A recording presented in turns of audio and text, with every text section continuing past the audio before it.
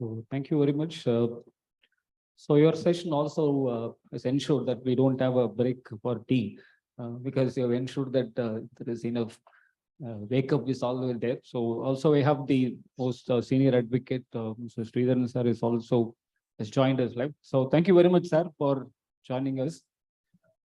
So before we start the session, a small introduction about Sridharan sir, even though most of you will be already aware of him.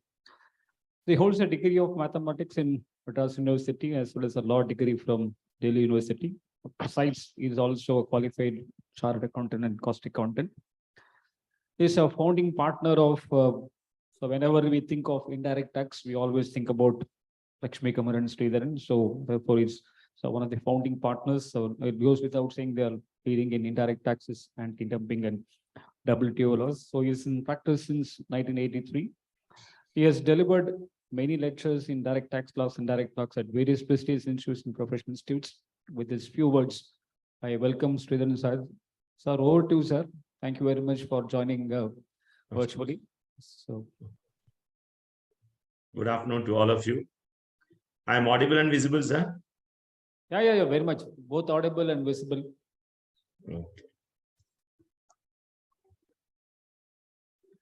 I was told there was a small joke exchange between Mr. Govind Swaminathan and Mr. Chidambaram. Mr. Chidambaram was arguing in one court and Mr. Govind Swaminathan was arguing in another court. And they could hear because Govind Swaminathan's voice was loud and booming. Okay. So Mr. Chidambaram said, we could hear you when I was arguing my case. He was telling Mr. Govind Swaminathan. So Mr. Swaminathan, it seems, said, I never knew I'm so sound, he said. There may not be light in what I am saying. Let's see whether it's sound at least. Okay. I'm told my session is for about 90 minutes till 5:15, including question and answer session for 15 minutes or so. Is it so, sir? Roughly? Yes, sir. Okay. All right. Okay. I must, before I begin, I've been coached by my colleagues in this topic. Okay. If I get into difficulty, I'll request my colleagues Sriram and Dinesh to help me out. Okay. The whole idea is to communicate to you all what I believe is the. Let's go for this slide. First slide. Yeah. Share screen, no?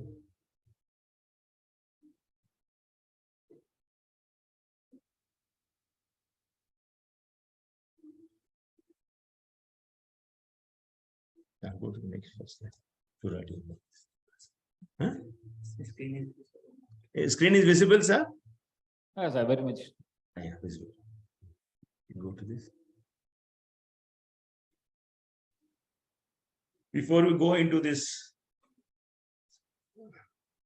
relevance of domestic law and So we are seeing your email screen, not the PowerPoint. Yeah. Screen is clear? No, your mail screen is there, not the PowerPoint. Okay, just 1 minute.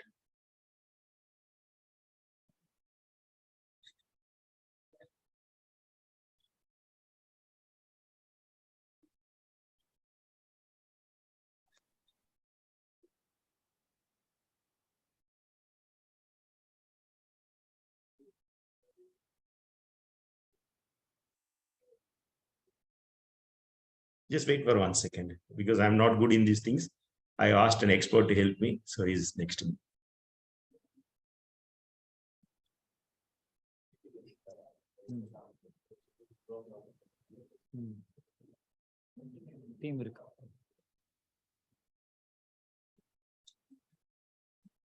It's now there, sir. Now the Zoom screen is now visible.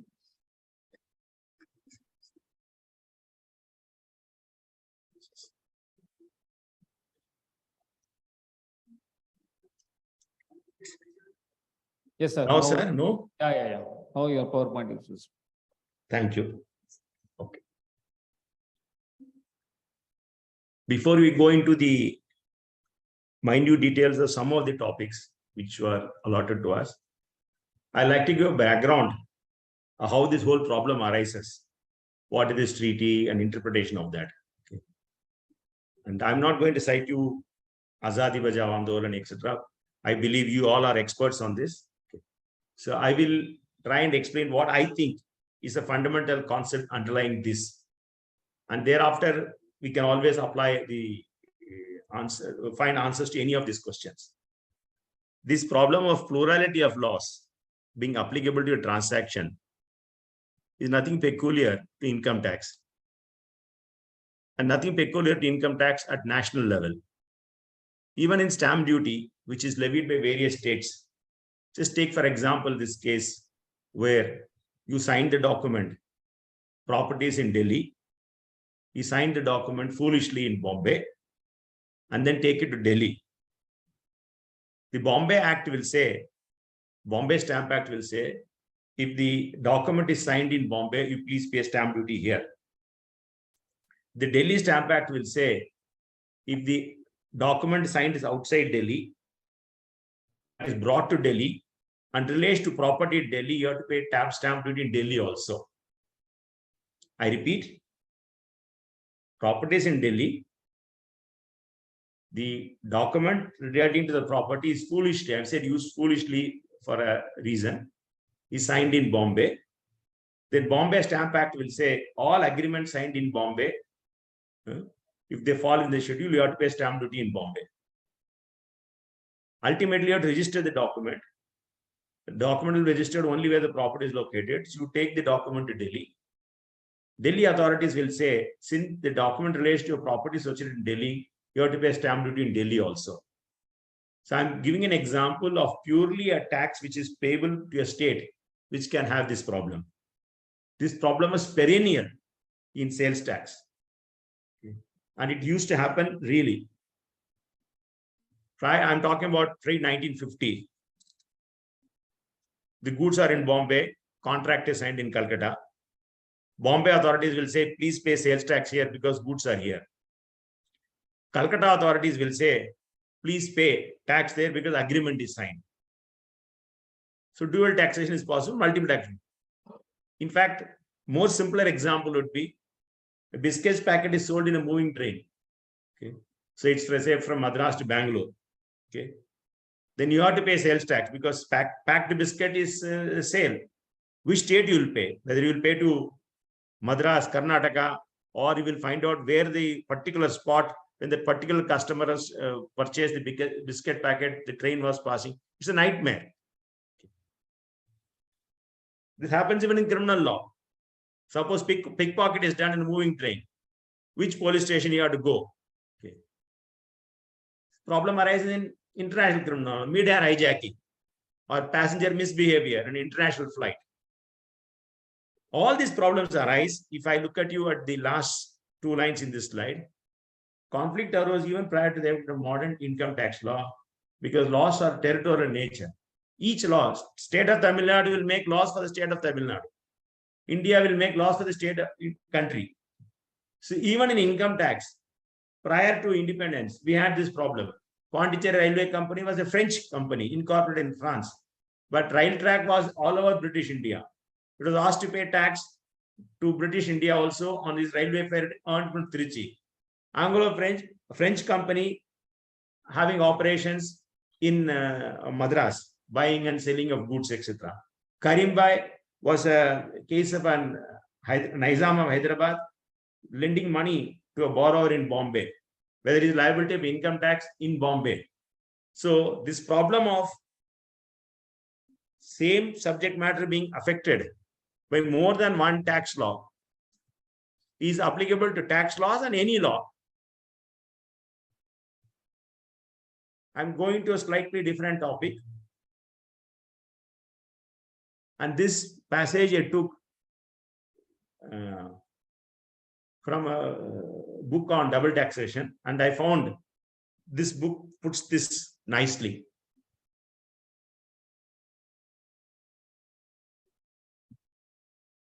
The 4-5 examples given here are each country, I'm not saying in the wrong sense, each country greedily or otherwise describe the source of dividend or source of income in different manners. For example, dividend income, one country says source of dividend is in India if the company is a resident of India. UK may make a law that dividend declared anywhere is taxable in UK if the source of the profits are in UK. A third country may say dividend income will be liable to tax if the shares of the company share register is maintained in that country. So one dividend income, all of them say if the source of income is within my country, I will tax you. But the trick lies in each country defining the source in different manners. In this dividend example, we have just now said, one says if the company is resident in India, I will tax the dividend income declared by it. UK, I am hypothetically saying, will say, I will tax it if the source of profit in UK, the company may be anywhere. Or third country may say, if the shares register is maintained in that country, we will tax you in that. So the various examples of various types of income, for example, salary income, where the employment exercise, where the contract is signed, where the employer is located, where the payment is received, all can be there. So even in types of one income, if various countries define the source of income in that country in a different manner, and boldly assert, I will tax only source within my country. The trick is in how they define the source. It can lead to plurality of taxes. It's an old judgment of House of Lords in De Beers case, and I want to emphasize this for a very interesting point. It's a judgment which I like very much. De Beers was a UK company, incorporated in UK. Sorry, my apologies. De Beers was a company incorporated in South Africa, where the diamond mines, etc., were there. But all the directors were Englishmen located in England and controlling the company from England. UK income tax law says a resident of that country of UK has to pay income tax in UK. I repeat, UK law said resident of UK has to pay income tax in UK. But there was no definition of a resident, particularly for a company. So De Beers was asked to pay income tax in UK as a resident of UK. So De Beers argued, sir, I am incorporated in South Africa. I am a company. I am a resident of South Africa. In a very interesting judgment rendered in 1905 or something, the House of Lords said, De Beers is a resident of UK. Kindly note this. House of Lords said, De Beers is a resident of UK. And why did they say? It said, unlike an individual who can eat and sleep, company cannot eat and sleep. But analogy of individuals can be imported for deciding the residence of a company. The House of Lords concluded that wherever the business is effectively managed and controlled, where the central management is located, that's the country of residence of the company. So UK judge-made law said, when there was no definition of residence, that place where the company is controlled would be the country of residence of the company. Already it is incorporated in South Africa. Okay. It is not incorporated in England, but we assume directors were there and managed from UK. So House of Lords said it is resident of UK, and House of Lords says the law in this country is well settled in Calcutta Jute, which was itself in 1890 or so. I want to emphasize this point at the cost of repetition, that UK judgment De Beers was delivered at a point of time when there was no statutory definition of residence in that country, in that law. And then, as a judge-made law, they said this is a natural meaning to decide the residence of a company.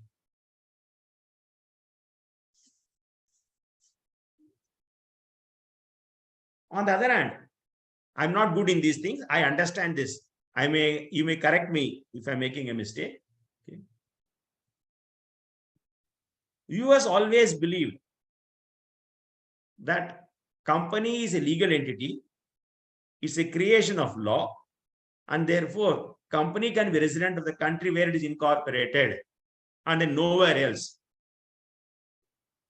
I repeat, US took the view company is an artificial person created by law, and therefore resident where it is incorporated. That's the US view. Now you straight away have two conflicting view of residence.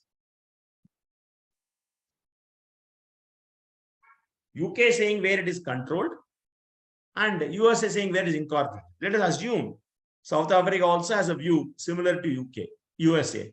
So these DBers will be a resident of South Africa, simultaneously a resident of England also. And both levy tax, therefore you need to double taxation. You all know this jurisdictional double taxation, dual residence, that is in the DBers is taxed in South Africa as a resident. It is taxed in UK also as a resident of UK. Then a resident in one country and source in another country, we know that resident source conflict. Okay. Then economic double taxation, two different taxpayers treated on the same income in two or more countries. We saw that slide on different sources, countries defining the same income as sourced in the country by different formulas. Dividend, we saw that. So this problem of plurality of source based taxation also can arise. This is the leading for double or multiple taxation. I was arguing a case before my Lord Justice Devdar in Bombay High Court. Then he asked me, Sridharan, do you have double taxation avoidance agreement in service tax or GST? Do you have double taxation avoidance agreement in customs? I said, sir, fortunately, I'm told there are about 1,300 treaties in income tax. If you had to have double taxation avoidance treaty in customs, hundreds and hundreds of commodities, it will be a nightmare. We don't have generally a double taxation avoidance agreement in customs for the simple reason most countries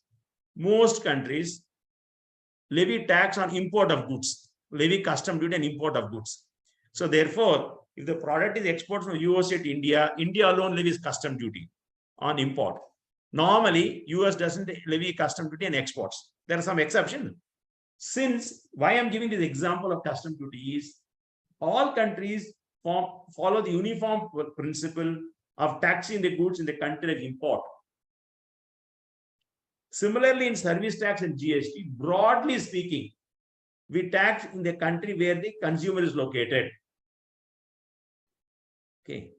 And therefore, since there is only one single place where you will tax it, double taxation is avoided, multiple taxation is avoided. So you don't need to eliminate double taxation through the medium of treaties in customs or GST or service tax.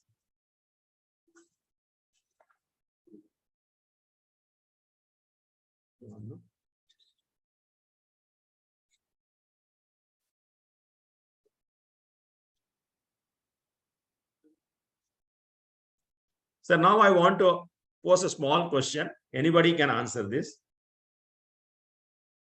Suppose all countries have identical income tax law. Will the question of double taxation arise? My query is clear. Mr. Krishnan, I think Mr. Krishnan is on the line now. So my query is, if all countries have identical income tax law, will there be a problem of double taxation? I told you in customs, all countries levy custom duty at the time of import, and therefore double taxation is avoided. I want to translate this into a query. If all countries adopt identical income tax law, will there be double taxation? Anybody can answer? Dinesh, my colleagues Dinesh and Sriram. Or sir, you can also answer, sir. Anybody can answer.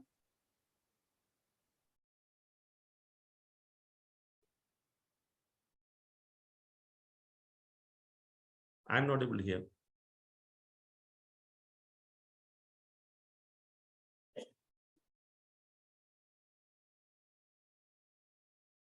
Sir, I'm not able to hear, sir. That is already answered there. Yeah. Can you pass? Yeah. Can you say, sir? I'm not able to hear. Yes, sir. So the answer is already there in the slide. Oh, okay. I know that. I know that. I at least wanted you to You See, can the tell me, sir. problem- See, the problem with me is Prasanna nicely charger. So I always used to ask only questions. Yeah. So I'm used to accounts book where the answer is also given, because I won't be able to solve most of them. So I will immediately see the answer. Maybe I fail in the exam. That's a different matter. So as is there in the slide, no double taxation will arise if all countries tax only on the basis of residence or not on the basis of source. And most important, all of them on identical definition of residence. If, for example, we saw USA say you are resident of USA, but company is incorporated in USA. UK says you are resident of UK if the company is managed in UK. Both of them have identical laws. I will tax only a resident. I will not tax a non-resident. And rate of tax is 10% on salary only. But the trick lies in UK saying you are resident of me, USA saying you are resident of me. So it is not enough. If the rate and all are identical, there should be a unique definition of residence and non-overlapping. Similarly, if all countries tax only source of income within that country and not based on residence, and definition of source should be unique without overlap, then there will be no double taxation. But that's wishful thinking. It will never happen. It will never happen. Okay. So the problem is, because each country proclaims that I'm taxing source in the country, each country proclaims that I'm taxing residence in the country, but the trick is they define source in multiple ways. So therefore, the double taxation can be eliminated only through tax treaties. This is the background I wanted to give.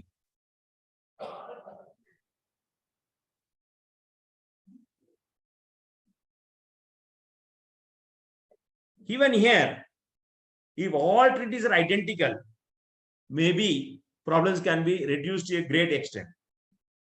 But no two countries negotiate an identical treaty. Each have their own pressures and pulls. Okay. And therefore, when they negotiate a treaty, they always have their own interpretations of it. As a student of law, the question would be whether you can interpret one treaty in the light of another treaty, or language used in another treaty. Answer can be yes as well as no. Okay. Generally, courts, it is like saying you interpret Maharashtra Sales Tax Act based on Bengal Sales Tax Act. We don't do that, because each state is a sovereign in itself for the purpose of sales tax. So you don't interpret Bombay Sales Tax Act based on Bengal Sales Tax Act. You don't interpret Indian Income Tax Act based on UK domestic law. Similarly, treaty with India and UK will not be interpreted based on India and USA. There can be an argument. On the other hand, the view is, if the consistent practice is emerging about the thought process of one of the treaty partner from the treaty entered into by various countries, then you can say this is the meaning to be attributed. The treaty logic, as far as one country is concerned, can be deciphered from string of treaties it entered into. Okay. The judgment of the tribunal special bench in Raymond case, I am told, which suggests something. It's plausible also says that. So individual comparison may not be possible, but if we can show from a combined reading of string of treaties entered into by one India, other countries, then you may say there's a treaty parlance as far as Indian executive is concerned, and you can decipher a common meaning from that. That's what. Otherwise, each treaty is independent in itself.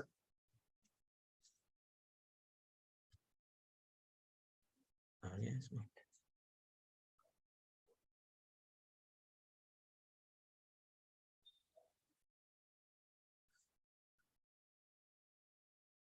We say there's a conflict of laws in a private international law.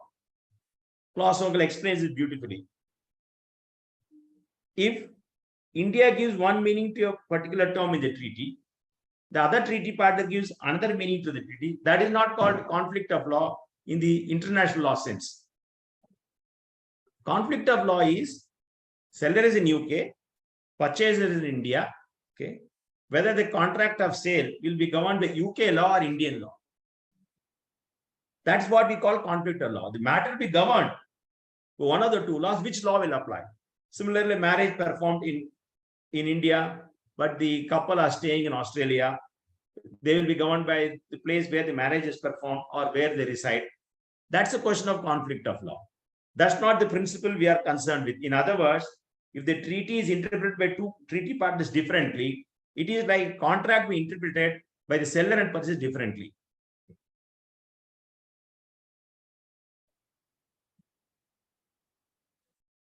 The question as to how you will interpret the treaty in the light of domestic law, we'll be discussing little later,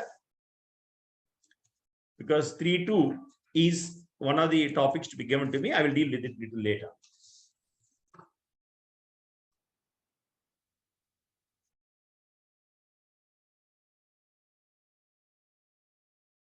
The next line is more important, and that is this, what we call stand and deliver arguments. And that is very common in India.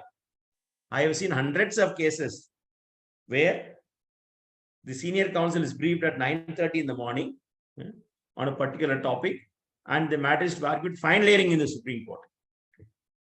What is the depth of analysis that can be communicated to the senior counsel at that time, and what he can contribute to the court?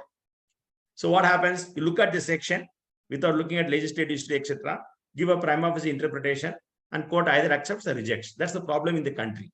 As Benian writes, my book is meant for busy judges and even busier lawyers.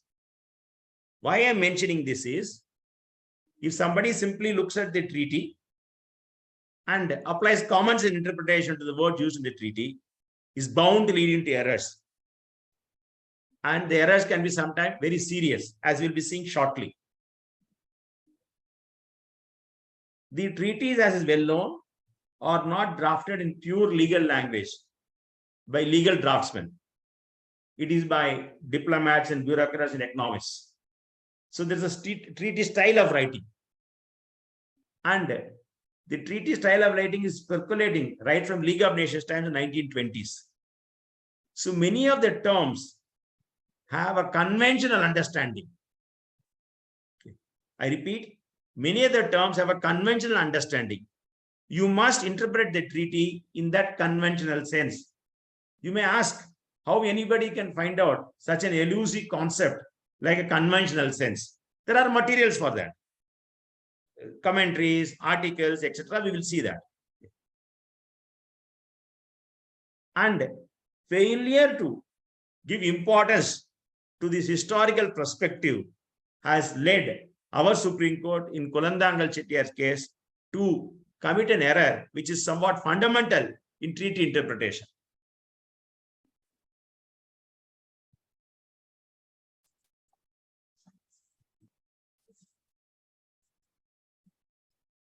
The Kulandangal Chettiar case is somewhat peculiar and very interesting. That was a person who was an HUF. He had some plantation in Malaysia. Okay. Indo-Malaysia Treaty did not have an article similar to Article 13 of OECD model. In other words, there was no capital gains clause. The clause related to Article 6, income from immovable property and agriculture, was there.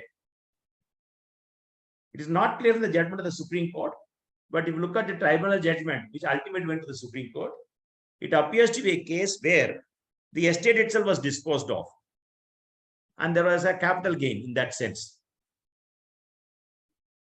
First question was whether when Article 13 related to capital gains is not there, and articles is related to income from immovable property, whether income on disposal of the estate would be governed by Article 6.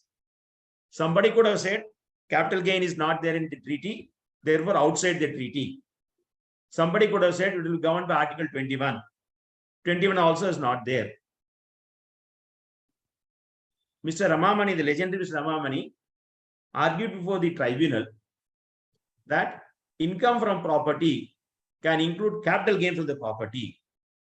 Tribunal accepted that. That's a different controversy.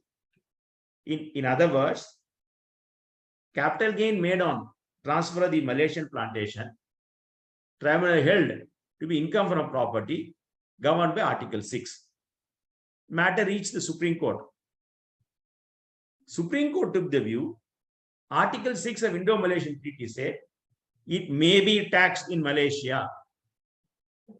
Supreme Court therefore concluded that even though assessee is a resident of India, since Article 6 said it may be taxed in Malaysia, Malaysia alone can tax it and India cannot tax it.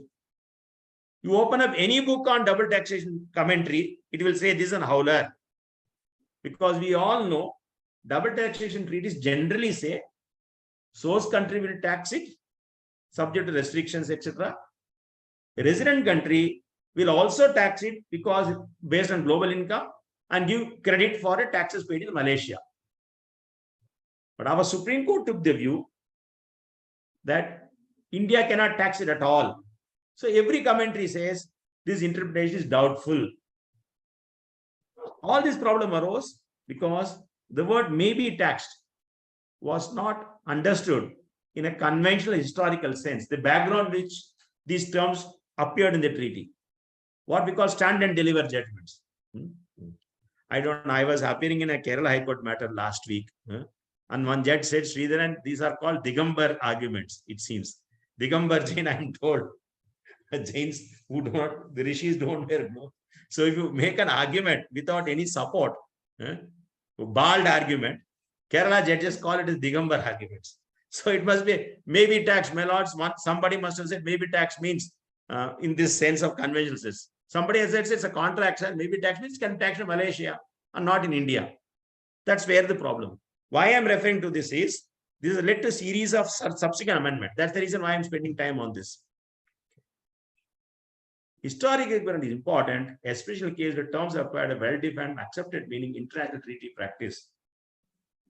The next question, of course, is while interpreting a treaty, if foreign courts are given a meaning, normally they are not bound. But having regard to the position that international treaties have, tax treaties have a common flavor, having regard to the reputation of the other court, you must give an interpretation which marches hand in hand with the interpretation given by other country. That's what Claus Vogel also says. Okay. Sorry. My request to the audience is to bear with me for next 3-4 minutes. Okay. And in my humble submission, whatever I said so far is somewhat familiar. Okay. What I'm trying to present now is my understanding of the law. And I believe that this is slightly unique and slightly original. Okay. I'm not saying I'm right. It's for your understanding and consumption. But you will approach this matter in the light of what I'm going to discuss just now. After this next 5-6 minutes of discussion or 10 minutes of discussion, we may be able to solve few questions, whether by signing treaty, India is giving up its sovereignty. Sovereignty is being abrogated to the other countries. Then what this principle that treaty cannot create liability. Okay. Then the principle that domestic law is beneficial. Then you can go to domestic law. If treaty is beneficial, you can go to treaty. Those 2-3 fundamental questions we may be able to understand and answer with clarity, not based on case law, but with clarity and first principle. That's the aim of this session. And in my humble opinion, what we are going to discuss the next 10 minutes may be the core of this 1 hour of session with you all. I now want to refer to a custom judgment gramophone manufacturing case. Very interesting judgment by my Lord Justice Chinnappa. He's a very learned judge, a brilliant and a learned judge. And I'm going to explain the facts of this case in some little detail. Gramophone was the HME's company's name was Gramophone, and HME was the. On those days, we had this long players, gramophone records, and also audio tapes. Then number of these Hindi film songs, etc., used to be pirated. Okay. And gramophone was losing lots of royalty. Okay. Nepal is a landlocked country, and imports into Nepal have to come through Calcutta. Okay. So India has Indo-Nepal treaty is there. Otherwise, also being a landlocked country, as per convention, India has a duty to permit access through sea through Calcutta port. So these audio tapes used to be imported in Calcutta for transit to Nepal. And they are not meant, supposedly not meant for sale in India. Gramophone claimed that the tapes being imported for sale or display in Nepal are pirated. They had the copyright in India. These have been illicitly copied abroad and are being taken to Nepal officially. Actually, after it crossed the Calcutta port, it is smuggled into India. Okay. So Gramophone wrote to customs saying, please confiscate these goods. Don't permit them to be imported, transited to Nepal. The other party argued that these goods are not meant for India. They only transited through Nepal, transited to India to Nepal. Therefore, Indian customs cannot confiscate. Confiscate why? On the ground, it violates copyright law. The matter went to the Supreme Court. The Supreme Court first said there is no explicit domestic law made by Indian Parliament dealing with this aspect. Kindly note that. There is no express domestic law made by Indian Parliament dealing with this aspect. Point number one. Point number two, Supreme Court noted that there is a uniform, customary, international law discouraging and preventing piracy and protection of copyrights of people. There's an accepted convention throughout the world without any ambiguity in it. It is not as if somebody says patent is monopolistic, should not be granted. Some countries say patent should be granted to protect the inventor, etc. As far as copyright is concerned, consensus is the author has to be protected. Therefore, Supreme Court said there is no domestic law. There is a uniform international law. Therefore, it will automatically apply to India, even without a formal legislation by Indian Parliament. And these cassettes being pirated are liable for confiscation if they are indeed pirated. This is what the principle laid down in Gramophone is. And I'll read these slides once again for a minute. Kindly pardon me for repeating. Uniform custom interpretation law automatically is part of municipal law, even without an express legislation. However, in case of conflict, municipal law will prevail. In case of conflict between what? Domestic law and international law. Enacted domestic law and international law, enacted domestic law will prevail. Kindly note this sentence, very important. Enacted domestic law and international law, there's a conflict, enacted domestic law will prevail. If Indian Parliament makes a law to implement international law, then you give an interpretation so that the Indian law is conformed to the international law. Third situation is different. That is, there is an international law. India has made a, Parliament has made a law. Some ambiguity is there in the language of the Indian legislation. Construe it in the light of the international law. Therefore, if there is uniform international law, it becomes part of municipal law of India without need for legislation. That monolistic and dualistic principle. If there is no uniform international law, this question doesn't arise at all. No question. The next slide is also equally important. Having understood Gramophone, we'll now look at this. We saw the stamp duty case, sales tax case, and Pondicherry case, etc., etc. All these point out that As of now, international tax law permit so-called extraterritorial legislation. I repeat, current state of international tax law, income tax law, permits extraterritorial legislation. In other words, India can tax its resident on its global income. That's an accepted international law. Also, India can tax foreigners if they have source of income in India. So an American comes and works in India, employment is in India. India can say, Mr. American, you are not my citizen or resident, but you are earning income in India. I can tax you based on source being in India. Similarly, if a software engineer, resident of India, earns money from USA, India say, I will tax you based on residence. Why am I emphasizing this is, contrary to gramophone case where international law said piracy should not be there, and there's accepted copyright law world over, in income tax, accepted norm is countries can tax residents on the global income and countries can tax non-residents on the source within the country. In other words, international law tolerated and permitted and accepted as a norm double taxation on this basis.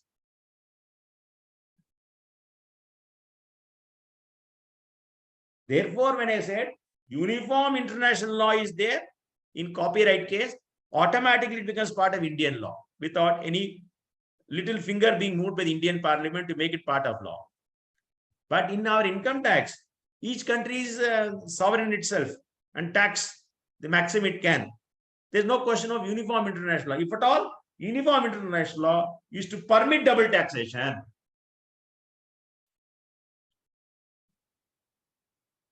I'm digressing a bit. I want to give an example of uniform international law. For example, all countries agreed that India includes territorial waters of India. England includes territorial waters of England. What can be the length and breadth of territorial waters may vary. Generally, not 12 nautical miles. Nobody ever disputes that a country refers to main landmass only and does not include territorial waters. That used to be a dispute 200 years ago. So that territorial waters is forming part of the mainland for all purposes is an yet another example of uniform international customary law. If you apply it to our income tax context, uniform customary law is multiple taxation, double taxation of resident on global income and sources of income in the country is permitted.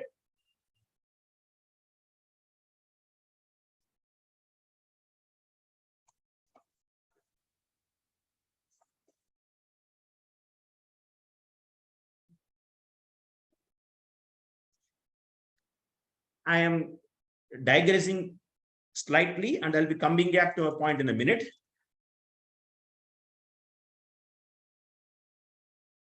Entry 14 of list 1 of the 7th schedule to the Constitution says Parliament can make law for entering into treaties.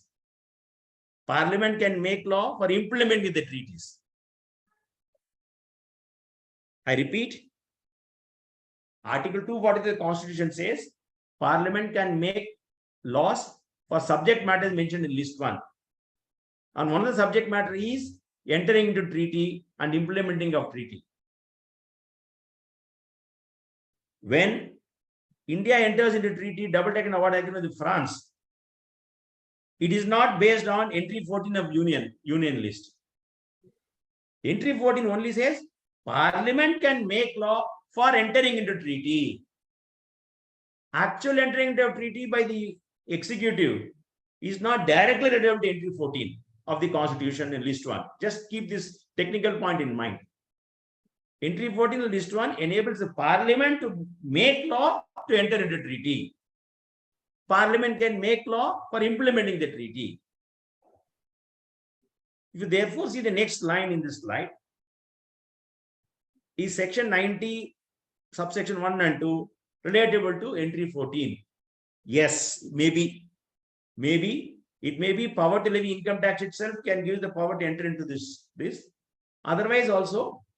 So in other words, Section 90 of the Income Tax Act may be traced to power of the Parliament to make laws to enter into treaties. Okay. Actual treaty is not entered into in terms of entry 14 of this. That will be based on Section 90 of the Income Tax Act.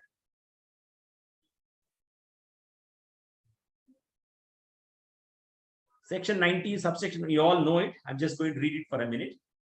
Central government can enter into treaty for relief of tax, avoiding double taxation, exchange of information, recovery of income tax.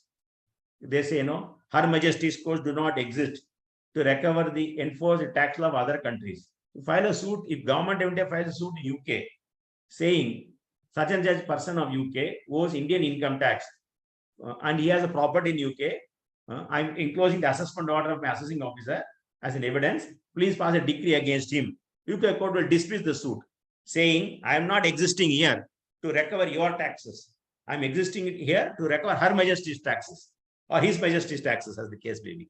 Okay.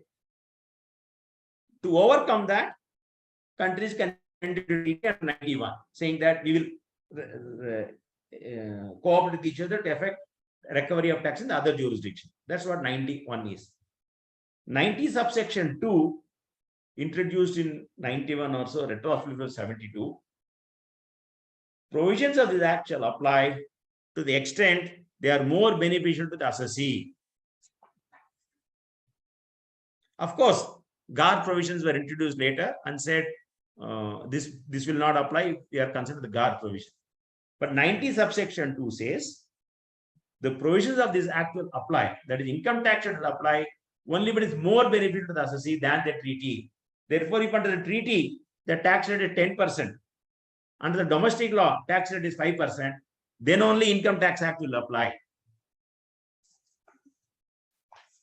If under the domestic law the tax rate is 20% and the treaty is 10%, he need not look at the domestic law. He can look at the treaty. That's what 90 subsection 2 is.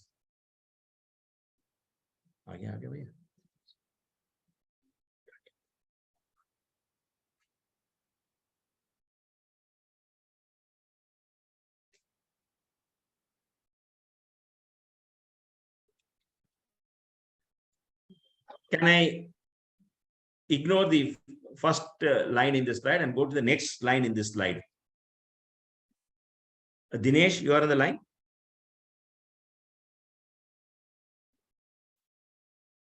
Sir, you can go ahead, sir. Go ahead. Okay. Right. Question I am posing to you all is, suppose Section 90 is not there in the Income Tax Act and Government of India has entered into treaties. So India has signed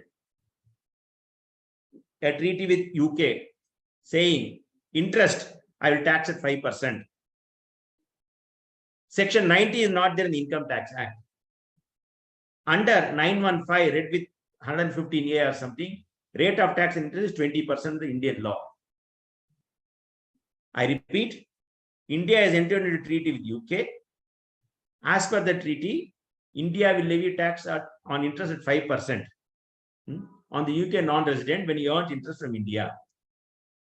Under Income Tax Act, the rate of tax on that interest income is 20%. And the question to you is, Section 90 is not there in the statute book. What will happen? Can anybody answer?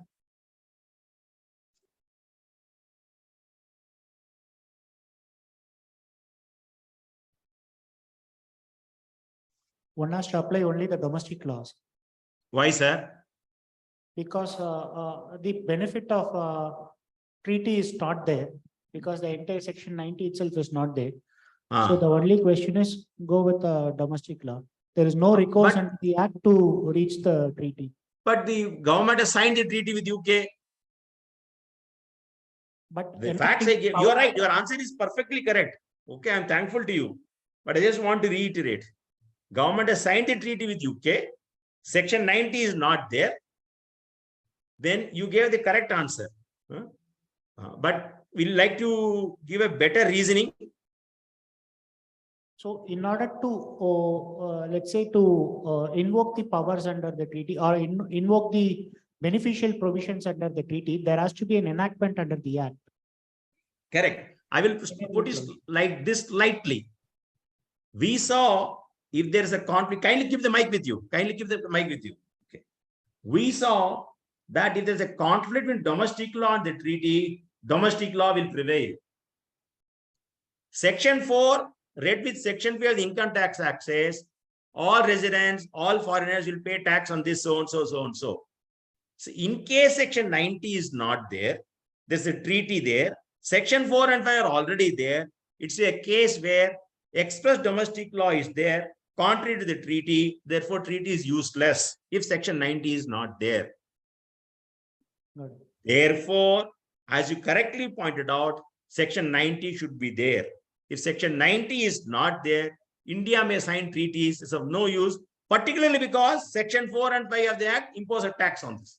Example of a domestic law being conflict with the treaty signed by it, therefore domestic law will prevail. Therefore, Section 90 is necessary. I don't know whether I'm clear, sir. Right. Okay. You can criticize it. I have no problem. I welcome it also. No problem. Okay. This is the point I want to convey to the audience. My approach is this: gramophone, double taxation is permitted by international law. If there's a conflict with domestic law and treaty, domestic law will prevail. If therefore, if 90 is not there, people will be subject to Section 4 and 5 and treaty will be useless piece of paper. Because 90 is there, okay, the conflict between domestic law and treaty no longer exists and 90 governs the matter. In other words, despite the treaty, you are eligible for relief, whatever Section 90 confers. And if 90 doesn't confer relief, you are in trouble. That's my approach. I may be wrong. Therefore, I was saying, sir, you see this slide, Companies Profit Surtax Act was similar to Income Tax Act. When enacted, it did not have provision similar to Section 90. In 1965, Section 24 was added by Finance Act 1965 in the Companies Profit Surtax Act, providing provision similar to 90. I repeat, Companies Profit Surtax 1964 is nothing but income tax on profits of the company. In 1964, as enacted, did not have provision similar to Section 90. That amendment was made in 1965. Thereafter, Companies Profit Surtax Act also is eligible for relief provided by double taxation treaties. Absent that, there's a problem. That is why we say equalization levy is under Finance Act 2016. Finance Act copies every provision in Income Tax Act, like income tax return filing, this, the dunya bhar ki, all these are. But Section 90 is not there.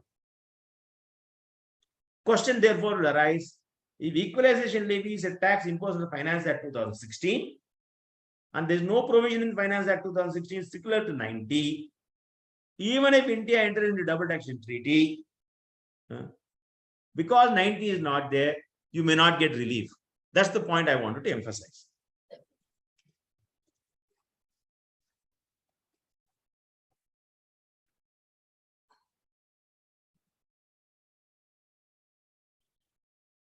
Does Section 90 extend to tax other than income tax imposed by some other act other than income tax? For example, Black Money Act. We all know it's income. It's a tax on income only. Can we claim relief on double taxation treaty because income tax? There may be a problem. May be a problem. I'm not saying there is. Okay.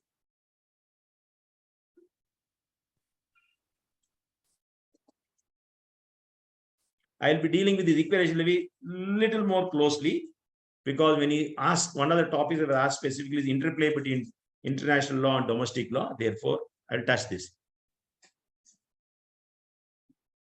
The next line in the slide is in a lighter vein, because I achieved my main purpose of troubling you over gramophone and Section 90, etc. Okay. What is the basis? We say, no, sir. Treaty cannot create a charge, cannot create a levy. First point is, if treaty is beneficial, we can rely on the treaty. Domestic law cannot be thrust on the assessee. Section 90 subsection 2 says. But which is a section in the Income Tax Act which says treaty cannot create a liability? If under the treaty, rate of tax is 20%, on domestic law, rate of tax is 5%. We all say, treaty can give benefit, cannot create a liability. Why do we say so, sir? Can anybody answer?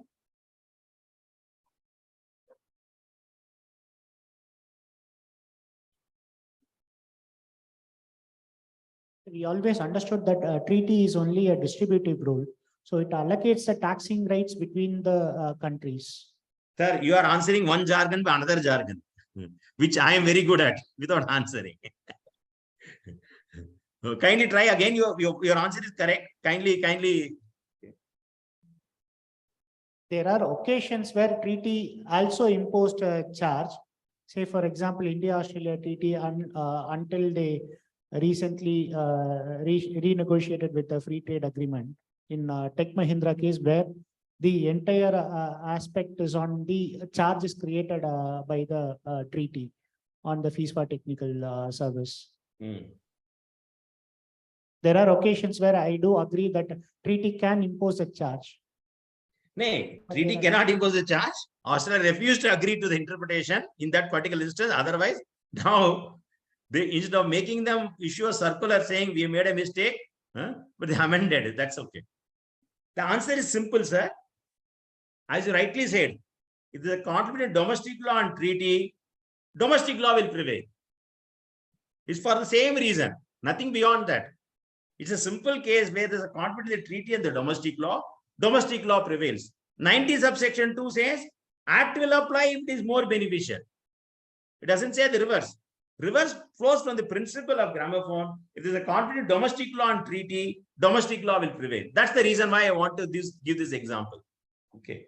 And now, I was joking with Justice Ishwar, who is a master in the subject. Okay. India entered into treaty with USA, and Article 12 or whatever the article very boldly said, way back in 60s, 70s or whatever it is, USA permitted India to levy income tax and royalty on trademark and license fee, royalty and license fee and trademark, copyright, etc. Okay. So treaty between India and USA says, if the trademark owner is in USA, licensee is in India, and the licensee pays income to by a royalty to the US resident, tax at 10% can be levied, provided in the treaty.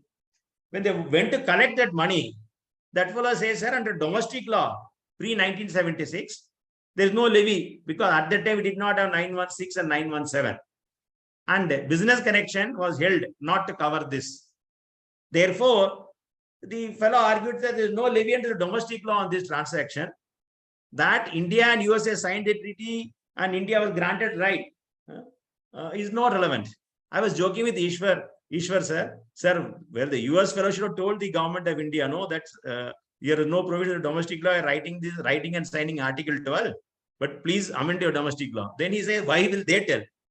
I mean, I was only pointing out way back in 80s how the knowledge of the tax department, tax administration was also somewhat on a learning curve only, and other countries exploited it. Next example is this. Again, India included continental shelf in the treaty. US included continental shelf. So when oil companies were doing drilling and rigging, drilling using the rigs in the continental shelf, India wanted to tax it based on the treaty. They said, under your act, India includes only territorial waters.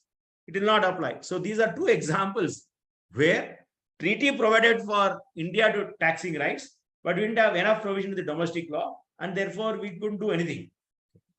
But that's purely a matter of lighter vein. But the true answer is, treaty cannot create a liability, because that's the case of a conflict in domestic law, section 4 and 5, read with the appropriate section, and the treaty, and therefore domestic law will prevail. When 90 subsection 2 says, to the contrary, we will apply the act only when it is beneficial. Because act says so, we will do so. Okay. So, sir, I don't want to explain this equation maybe in that detail, except for saying whether it is a direct tax, indirect tax, a matter of doubt. Whether it's a treaty override, it's a different aspect. But question for our discussion is whether treaty signed between India and US or any other country under the Income Tax Act will be good enough to grant exemption from payment of equalization levy on the contention that equalization levy is an income tax. Article 2 says taxes of similar nature also are covered. According to me, there may be a doubt. Firstly, somebody may say equalization levy is not income tax. Okay. Even if it is put in a separate act, and there's no provision in that act for entering into treaty like section 90, and therefore you may not get the benefit of treaty protection of equalization levy. It's a matter to be argued. In fact, last week only we were arguing to a special bench whether treaty benefit will apply for dividend distribution tax. So we don't know what will the outcome. Okay. So judgment is reserved. Okay. So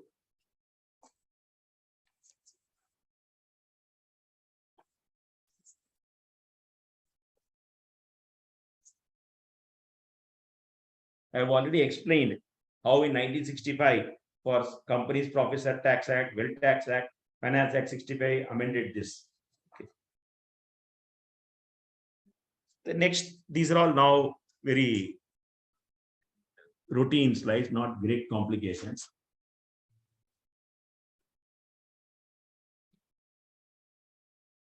Because this is one of the topics I'm asked to comment upon, discuss with you all.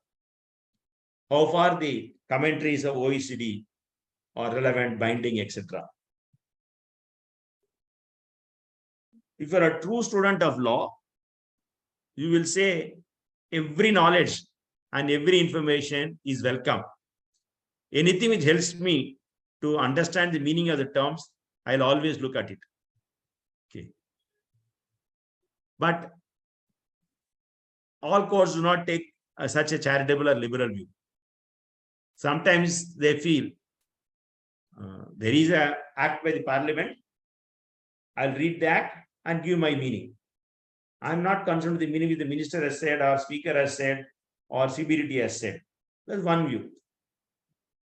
Another view, that depends on the individual judge. Okay. Some judges feel, no, all have a purpose, we'll read with the rest of the documents. So even on OECD commentary, the Kolandangal Chettiar, at least the High Court, Justice Raju, was a very strong judge and was extremely intelligent and was very confident of his skill. He said, I don't need to look at these commentaries. I need not understand my law from that. He also gave a view. The Indo-Malaysian Treaty is completely different, both in terms of language and structure of the OECD. Therefore, I will not look at the OECD commentary. Therefore, meaning of the word may be given in the OECD, I will not follow. Supreme Court in Kolandangal also endorsed it. Because Justice Rajendra Babu also was completely confident of his skill and is also a very good Chief Justice. Okay. But an equal judges could have said, every bit of information which enables me to understand the meaning more completely, I will look at. That's what Justice Sri Krishna said in Azadi Batao, where he quoted extensively and said, this OECD commentary is indeed very material and relevant. In any case, this controversy is no longer open for any great debate because Supreme Court in the engineering analysis have extensively read on and upheld favorably reliance to the OECD commentary. Because they say, forget about you, but the other treaty partner entered into a contract with you would have kept in mind OECD commentary and therefore entered into the treaty in the manner he has done. Therefore, it can be valuable to for interpretation, plus for other reasons. Okay, so it now fairly settled till the time engineering analysis is overruled. Review petition is pending. What are the grounds for review? I do not know. Okay, and otherwise you can take it as a fairly settled law. However, we must be careful. If the structure of the particular treaty and the scheme of the particular treaty is different from a general pattern of OECD, or the wording of the particular treaty are different from OECD, then the commentary may not be relevant. Commentary is not relevant. Commentary is not binding, not because it's irrelevant, not because it's incorrect, but it's not relevant to the topic. Okay.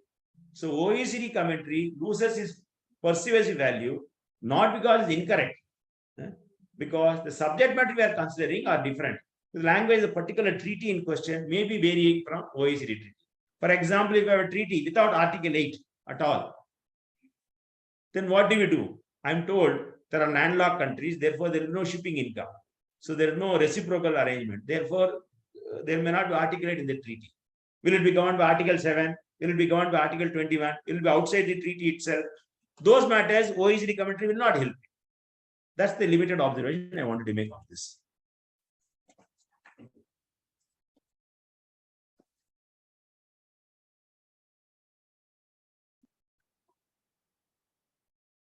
One other topic I've been asked to specifically discuss is applicability of Article 3(2)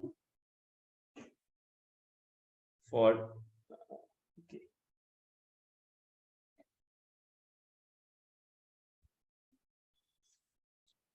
(3)(2), you all know, it's on the screen also. It says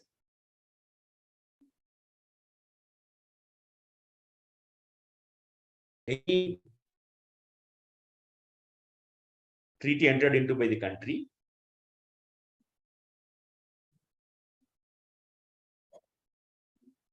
and if it is not defined in the treaty itself, defined in the treaty, no question.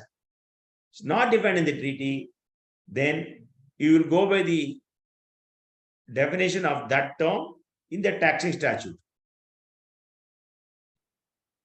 If a term is not defined in the treaty, but is used in the treaty, then you will go by the meaning which the domestic of the country applying the treaty has assigned to it in its tax law. Even this is subject to the context. Okay. Because every definition is subject to your context. Even 3(2) is subject to your context. If not, any other analogous law. I don't think you can look at Prevention of Corruption Act definition for purpose of treaty. I'm giving a hypothetical example. Okay. Or definitely Industrial Disputes Act may not. Okay. But it may have a meaning in the sale of goods, which is general part of general body of law. It may be relevant. So that's what 3(2) says. The more important thing is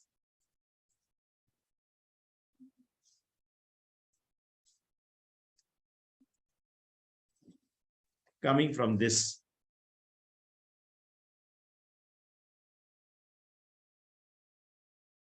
Section 90, subsection 3 of the Indian Income Tax Act was introduced sometime in 2003 or so.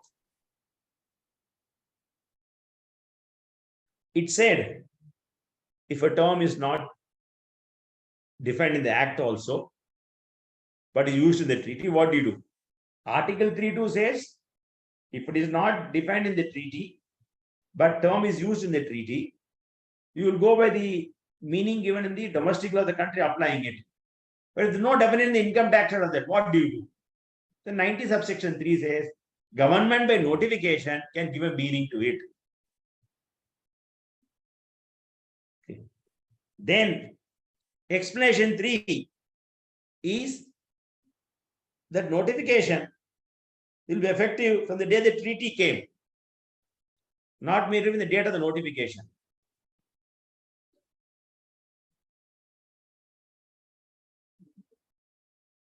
I am not too sure of the difference between explanation 4 and main section 93. I am told that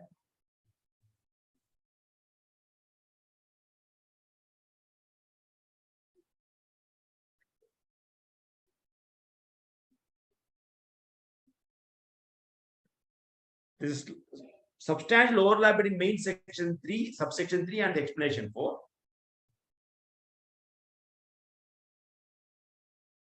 When this section was introduced, some of our friends at the tax bar said, sir, what has the government done?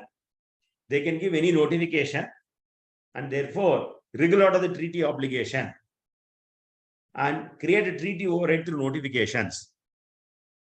I also agreed with them.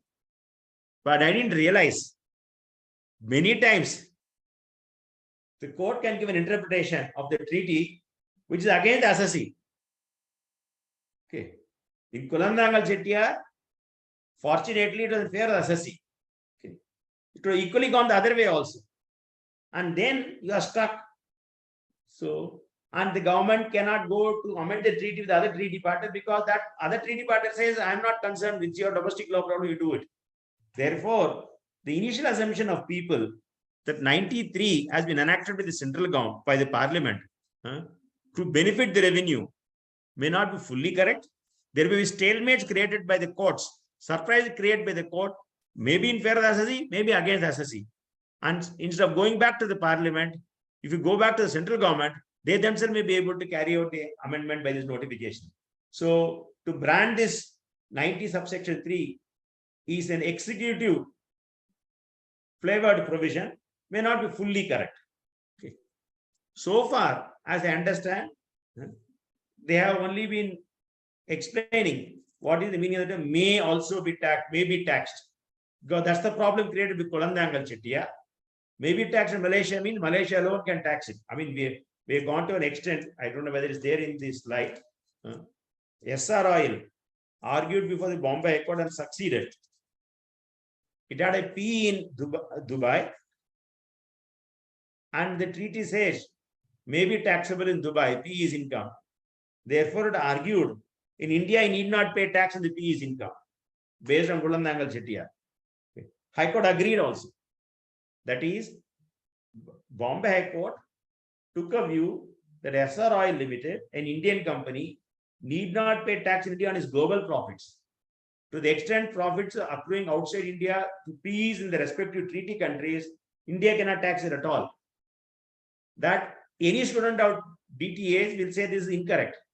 93 notification solved the problem. In that particular instance, solved in favor of the government because judgment law is not fully accurate.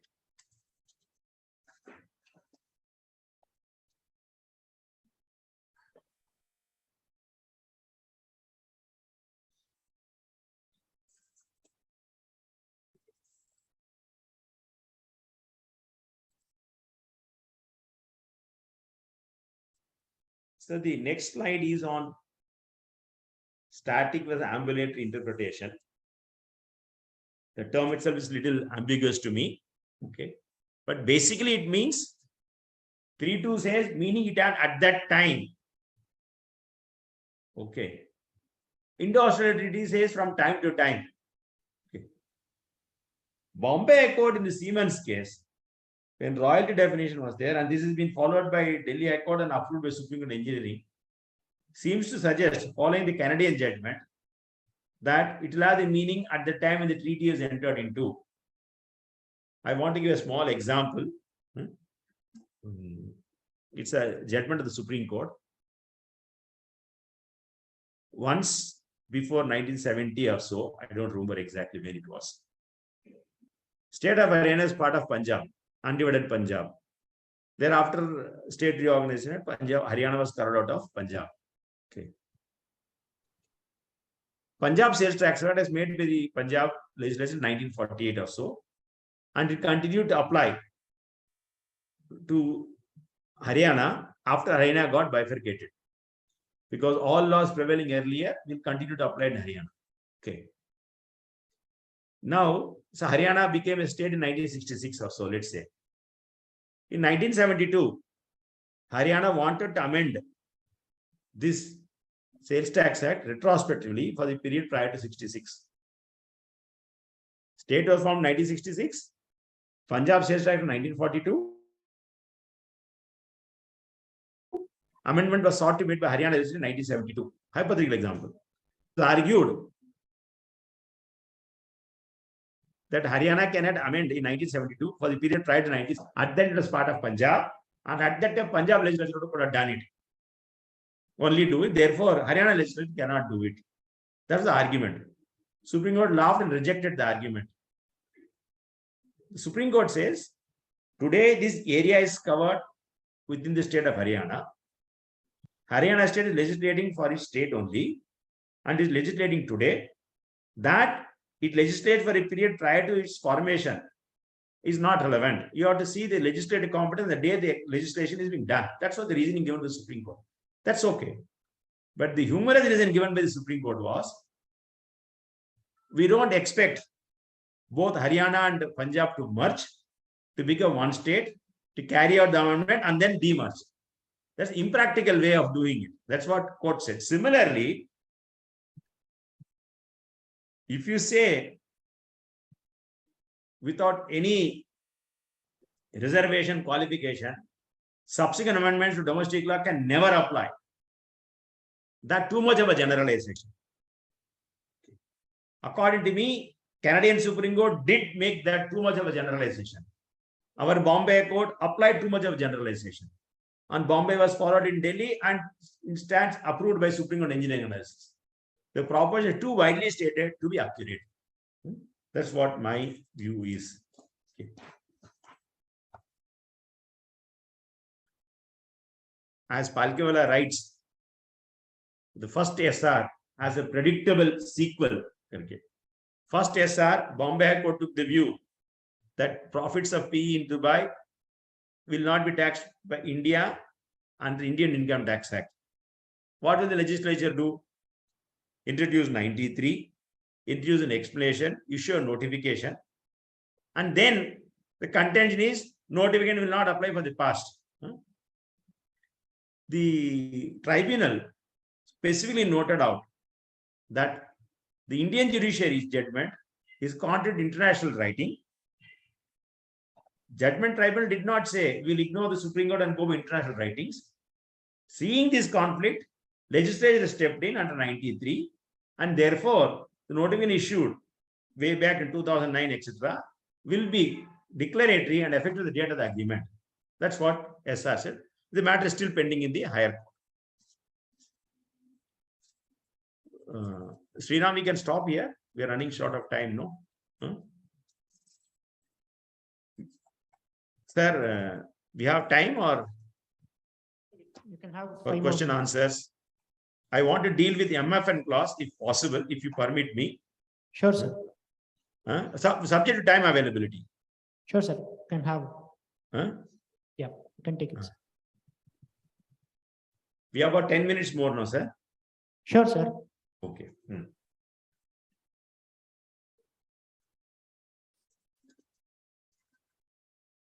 This, my junior says, available in some commentary and therefore down. I have not verified it.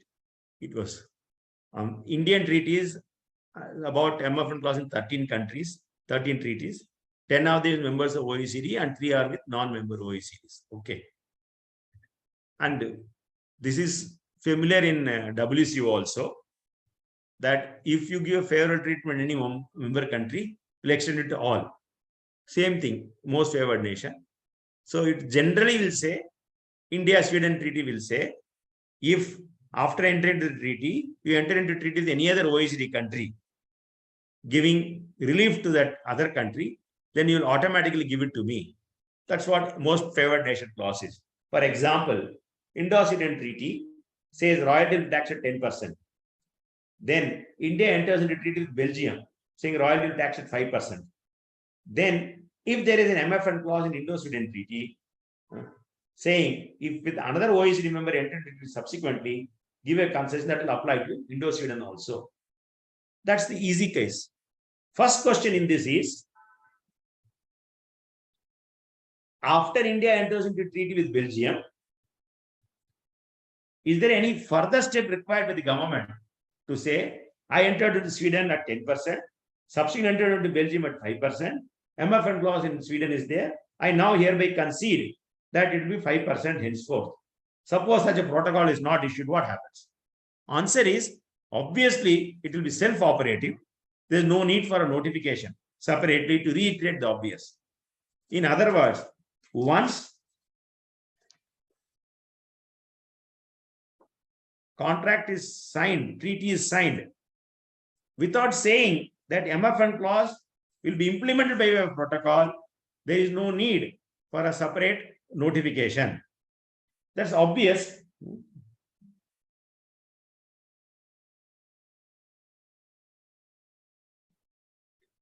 There is no problem in that. What is problematic is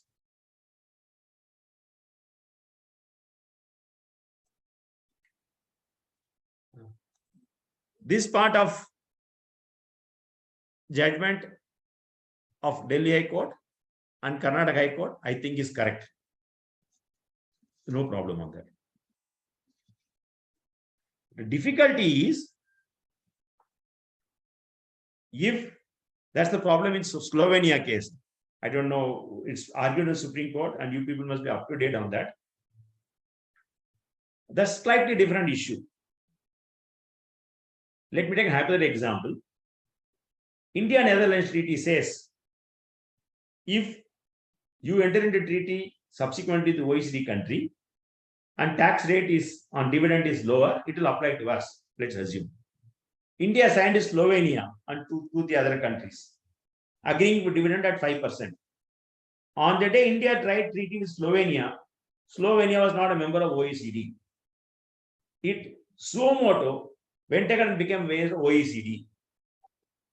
Now, Netherlands people are saying, in our treaty between India and Netherlands, you said, if you enter into treaty subsequently with the OECD country, that benefit will give to us. India is crying, sir, I entered into Slovenia thinking it is not a OECD country. Assassi is arguing that you should have been aware that Slovenia as a sovereign can go and get enrolled by itself as an OECD member. If you close your eyes, you open your purse. That's the argument. Okay. That matter is pending in the Supreme Court. Judgment is reserved. This may be a little controversial, but if MFN clause says that you enter into treaty subsequently and without anything more, the benefit will apply, then there is no need for a fresh protocol or a notification. If the issue well and good, that's what Delhi and Karnataka correctly held. That controversy is different from Slovenia. Okay. And the last one was what I argued before Bangalore Tribunal, but the Bangalore Tribunal simply remanded the matter back without deciding this. And our clients, my colleague Sriram says, clients call from Belgium and saying, sir, legal question court will not decide. We'll ask the ITO to decide, sir. What is this, sir, your country? This is little interesting. And I request you all to, this given by my colleague Ashish Karandi. Otherwise, I won't have known this judgment.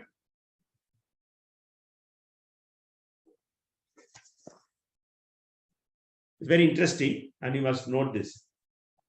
South Africa and Kuwait had a treaty in 2006. Dividend rate of tax is nil. 2006, Kuwait treaty rate of tax on dividend is nil. South Africa and Netherlands in 2008, it said, if after entering into the treaty in 2008, if South Africa enters into a treaty with the OECD country, giving concessions, that will apply to us. I repeat, Netherlands treaty of 2008 at the usual MFN clause. If subsequent treaty with the OECD country is there, giving greater benefit, that will apply to us. And Netherlands treaty said 5%. Subsequently, South Africa entered a treaty with Sweden and dividend rate of tax of 10%. Repeat, Sweden's South Africa treaty in 2012, dividend rate of tax 10%. This also had MFN clause. But unfortunately, the South Africa-Sweden MFN clause did not say if subsequent to Sweden they enter into a treaty, then I will give you the benefit of MFN clause. So party argued between South Africa and Sweden, rate of tax is 10%, but South Africa-Kuwait treaty rate is 0. Therefore, automatically, South Africa-Sweden becomes nil. Because South Africa was not careful in writing the South Africa-Sweden treaty that if you subsequently enter into a treaty giving benefit to another country, that will apply to us. If it simply says if in any treaty benefit is given, therefore South Africa-Sweden treaty was read with South Africa-Kuwait treaty, and so Sweden becomes 0. That's not enough. The Netherlands will have now said, South Africa and Netherlands no doubt says subsequent to this if you enter into a treaty. You entered a treaty with Sweden in 2012. Sweden becomes 0 because of MFN with Kuwait. Therefore, I will also become 0. South African Supreme Court accepted it. Similarly, the counterparty Netherlands also took the same contention. And South Netherlands, everybody decided up to the Supreme Court decided in Assisi's favor. So this is an example of how you can invoke not only one treaty with one MFN clause, you can invoke MFN clause string of treaties and you may get benefit sometimes. Okay. This is all I wanted to say, sir. Thank you. My apologies if I've been boring. Not at all. Thank you. Thank you for being here and addressing the tax treaty nuances as well as the interplay of the municipal law and international law, specifically on Article 3.2 and at last the MFN related aspects. Thank you, sir. Thank you for being here. We just present a virtual memento to you, sir. Thank you. Thank you. Thank you very much, sir. Thank you. Thanks for calling me, and thanks to my team, Sriram and Dinesh. They have done everything. I was only a spokesperson only for them. My special thanks to them and my IT person. Thank you, sir. Okay. Anything else, sir? That's all. Thank you. Thank you. Thanks to all of you. Namaskar. Namaskar. With this, we have reached the end of the conference. Already TGS has provided the vote of thanks, so therefore there will not be any additional vote of thanks here. So we can have a high tea. Thank you all. Thank you, sir.